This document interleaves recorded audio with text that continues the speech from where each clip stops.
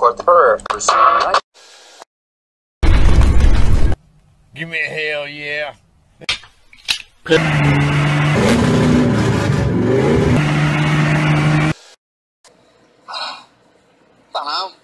I thought I lost the match. I don't think I lost the fight, I thought I lost the match. I thought his composure was very impressive.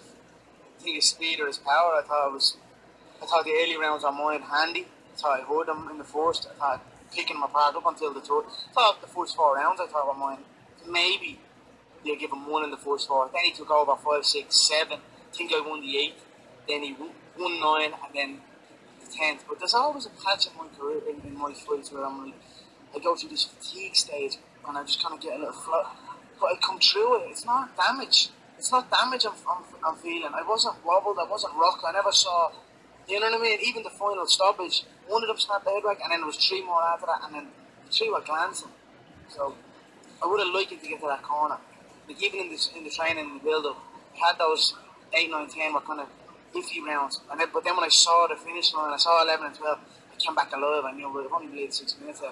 And I could push it again. So I feel if I had got through that 10th round, I could have got my composure again. Do you know what I mean? But what can you do? It's stop this. So that's it. I thought the ref did a great job. And I thought Floyd was very composed.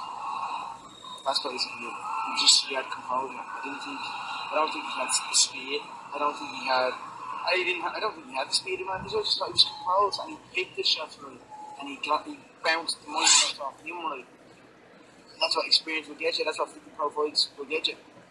When you were going into this fight and your preparation, what really was the game plan? You know, it was just more to get adjusted to 12 rounds. I've never done 12 rounds before, you know what I mean? So just getting adjusted to that was, I suppose, a big factor. Putting in the sparring rounds, even in the sparring rounds, I always like super slick early rounds, 4, 3, 4 rounds. I'm always more. Started kind of fatigue, 8, 9, 10, iffy rounds for me. But then I'd always get that second win, and 11 and 12 I'd always take over the game. I didn't get to the 11 and 12, so I don't know. I want to ask you about those early rounds. Obviously, you were very sharp in there. A lot of people would have given you those early rounds. One uppercut and it just hit him here and then hit him here. If there was a millisecond area, it would have just hit him there, and that would have been all she wrote. But here, I tell you what, he took this match well, and he stayed composed. I could see a little bit of panic in his face early on, but he absorbed them and stayed in it, so fair play to him. Was there any part of you that was a little bit hesitant when you were throwing in those early rounds, trying to conserve power, saying, oh, maybe I'm not going to throw as hard as possible? Yeah, because I'm thinking of 12 rounds, of course. Thinking of 12 rounds, like I said, when you get to the full 6 handed, then I'm like, after the 6 and right, with another 6 to go. So I always had that iffy little, for those couple rounds after the 6. But then I'd see the finish line again, 11 and 12, 10, 11, 12, or even 11, 12, and then I'd get that second wind again. So, of course, it was a 12 rounder. I'm not used to it, so I had to, that was what the focus of the camp was. They adjust to 12 rounds. Yeah, obviously, in that 10th round, had you known that the referee was going to stop it like that, without you being in severe danger, would you have maybe just been a little more defensive with your arms? I should have just kept my hands up and stayed in tight. I don't know, whatever. At least, you've done well, what can I say? Do you feel like you've earned the respect of the boxing community? I don't know, I couldn't tell you that. I mean, I went in and put on it. I thought I'd done better than most of them against them. I certainly thought I won more rounds than anyone's won against him.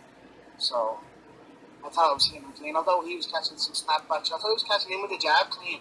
His head was snapping back many times. So, fuck it. You two exchanged some words in there. What really was said between the two of you? I just said fair play to you. I thought I had you the early rounds, but you're composed as shown to you. You're a composed man and you got the win. I have no more respect. And then I was like, but when I got your back 10 times, it would have been over there and there. But that was what killed me, I think, because I blew energy taking his back, and then I'm like, I'm at his back, and then the referee separates it. So I enjoyed it though. Enjoyed it very much. The whole build-up was completely different.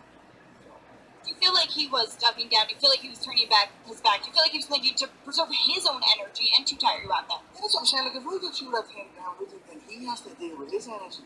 So I mean, like, if you think of the DSG, had that little wobbly stage, but then he blew his muck, and then round 4 was mine, and round 5 was mine. Do you know what I mean?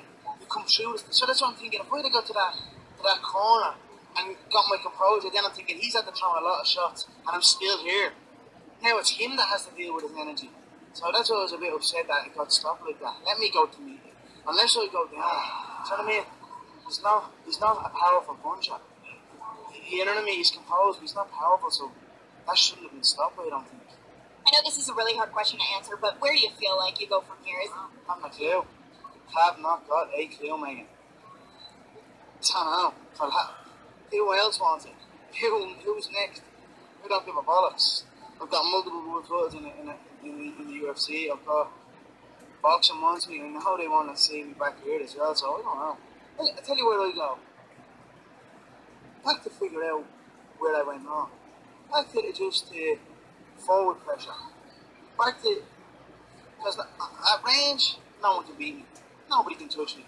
It's when he changed up, put his hands up to his ears, and put his forehead on my chest, and I'm like that, and I'm throwing shots off his arms. That's what kind of got me. I tried to peel the glove a few times. I hit him a few times, tried to peel the glove, but he's composed, and that's it. I'm going to get better at that. And an opponent sitting here and letting the shots go. So if you look at the DS3, that's what he done. And start digging in. And then that's what Floyd done after the first 4 rounds, because he had to do that, because he was getting picked off. I'm going to get better at that. And then come back. That's it.